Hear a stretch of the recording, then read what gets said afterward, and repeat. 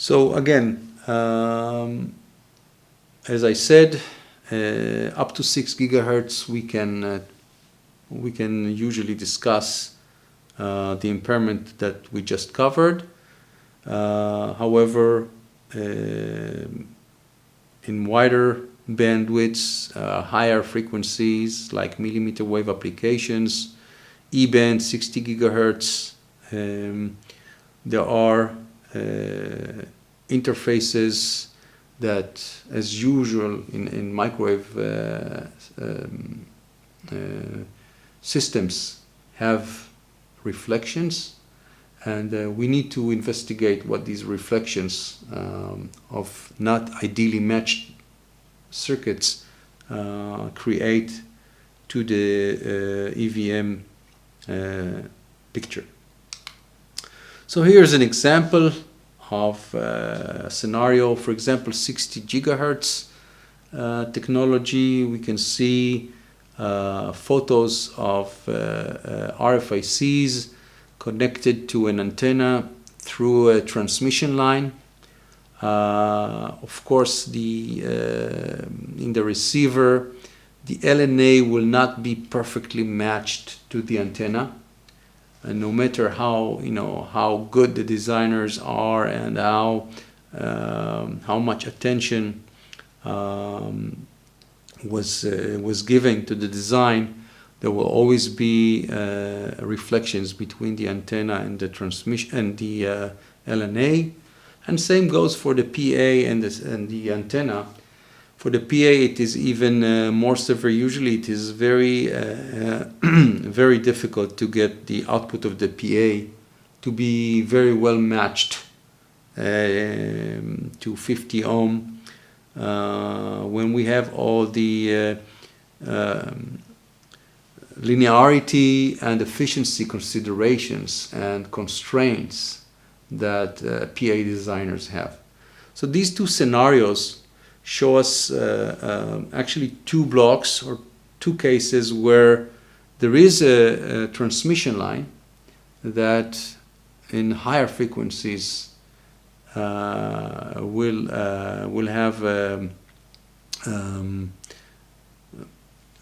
a high electrical phase. The higher the frequency, the longer phase this transmission line will reflect between two devices, in this example, two amplifiers and an antenna, for example, but it can be between any other two devices. And let's see what happens in such situations. Assuming we are transmitting OFDM on these scenarios, we want to see what will be the effect that they will create. So here we can see actual 60 gigahertz modules that were introduced a few years back, and we can see another example schematic drawing of an RFIC that is being distanced a little bit from the patch antennas with transmission lines. And let's try to analyze such scenarios.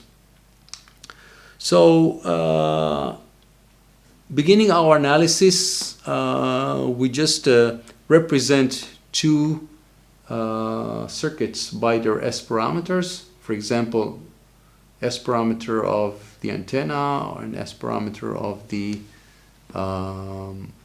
LNA or the PA. And we separate them by a transmission line. So to simplify the problem, we can assume that the transmission line between the two circuits is an ideal transmission line. It has no losses and it is perfectly matched. Okay, and we can represent each circuit by its S parameters. And by analyzing the total S21, the transmission of these circuits with the transmission line inside, we find out that the total transmission S21 has the multiplication of these two separate devices shifted by the electrical phase of the transmission line, and all this is divided by a denominator that is 1 minus the multiplication of the reflection coefficients S22 of the first device and S11 of the second device, shifted by twice the electrical phase of the transmission line. And we can see that it is a little bit different than what ideally we would expect, because ideally we would expect to see the multiplication of the two S parameters, transfer functions, just shifted by the phase of the electrical phase. And let's see what this is creating to us. So again, here is the term that we have that we get for the total transfer function. The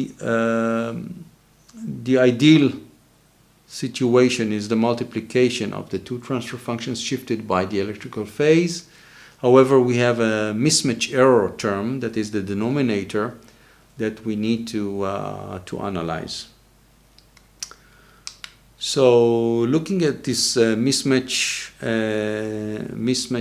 denominator, we can see that it has a amplitude that is dependent on the reflection coefficient of both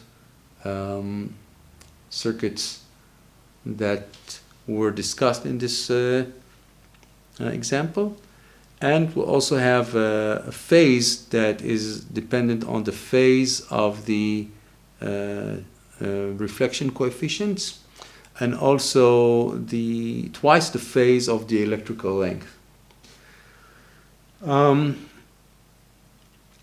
Does this error exist also in narrowband? Yes, it does.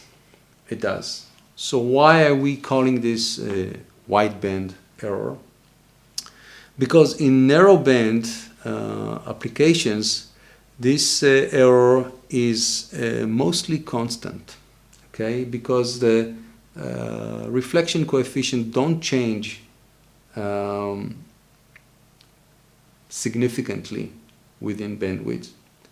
And if the transmission line between circuits is very, very short, the term of the electrical length of the transmission line, or the lines connecting the two circuits, is also marginal. So the vector phase is pretty much constant, and the amplitude phase is pretty much constant. It doesn't change much over frequency. Then we can assume that it is constant. The whole error is constant. Then we measure it once, and we just compensate amplitude and phase once, and that's it. However, in wideband and very high frequency, so in wideband, the reflection coefficient changes within the band, and sometimes very dramatically. And also in very high frequencies, the phase 2 phi, the electrical phase of the transmission line, can change the phase of the error very dramatically. So we cannot assume that testing at one frequency and compensating will be good enough. We will have to sample many, many frequencies to get the full picture. And then after we learn the frequency related error, we will have to compensate for it over frequency and not as a constant correction. So here we have a drawing that is trying to graphically display the performance or the error the mismatch error over frequency.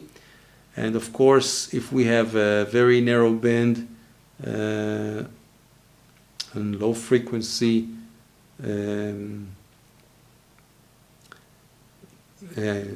technology, then this trace becomes a very, very short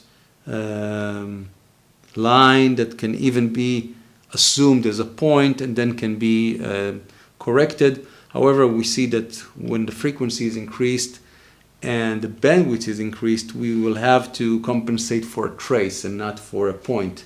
And that's why it is important to understand this. So when we talk about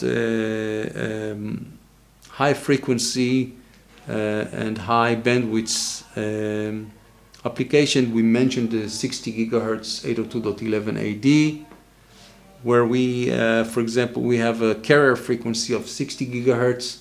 So the electrical length is even of portions of a millimeter is very significant, and of course the reflection coefficients within the almost 2 gigahertz bandwidth of this technology, the reflection coefficients can change, and we must understand that this kind of error, if we account for the magnitude and the phase, can be the most significant error in the system, in such systems. Okay, so it must be treated.